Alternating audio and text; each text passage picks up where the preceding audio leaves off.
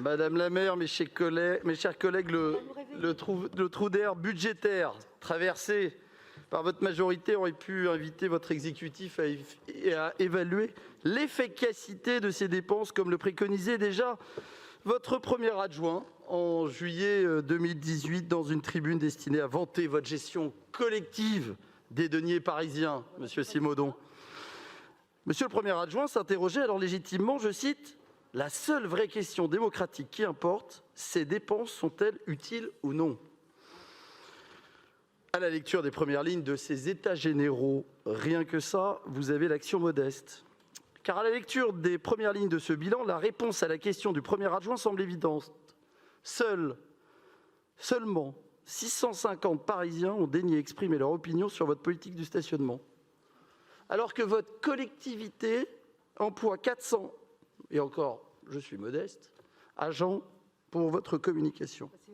Le rapport coût-efficacité vous semble peu favorable, je vous le confirme. C'est d'ailleurs cette gabegie qui vous pousse à chercher par tous les moyens à renflouer les caisses de l'hôtel de ville. Car même ponctionner les bailleurs de centaines de millions d'euros chaque année ne suffit plus à couvrir vos errements budgétaires. Aujourd'hui, c'est le stationnement que vous passez au grill et les automobilistes risquent d'avoir un petit coup de chaud.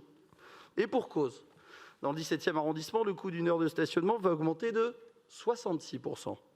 Nous en viendrions presque à regretter de ne pas habiter les 11 premiers arrondissements auxquels vous faites une fleur. Le tarif de stationnement n'y augmentera que de 50%. Ces chiffres pourraient nous faire tourner la tête si nous ne nous souvenions pas qu'il y a 3 ans, vous aviez déjà doublé le prix d'une heure de stationnement à Paris. À titre personnel, je soutiens la fin de la gratuité du stationnement des 2 roues motorisées, mais là encore, les tarifs affichés sont dissuasifs et restent bien trop élevés. Contribuer à l'entretien de l'espace public que l'on occupe, oui, mais taxer pour punir, c'est non. Votre politique du stationnement, c'est celle du portefeuille, celle de la taxation à outrance, car la dette file presque aussi vite que la sincérité de vos amitiés politiques au sein de cet hémicycle. Une vraie politique du stationnement ferait appel à l'intelligence artificielle pour permettre aux Parisiens de se garer plus facilement en utilisant enfin des parkings souterrains modernisés.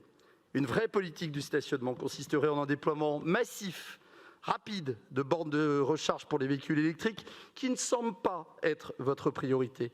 Il n'en existe que 60 actuellement. C'est dire le retard pris par Paris en la matière, alors que la métropole du Grand Paris déploie depuis septembre un plan de 5000 bornes en première couronne sur les anciennes bornes Autolib. Mais pour cela, il faut un esprit inventif, pragmatique, un esprit qui ne soit pas absorbé par la recherche permanente du moindre euro permettant de boucler votre budget. Investir, cela ne semble plus être dans vos cordes, alors vous taxez ceux qui viennent travailler à Paris, toutes ces professions qui ne peuvent pas se déplacer sans leur véhicule.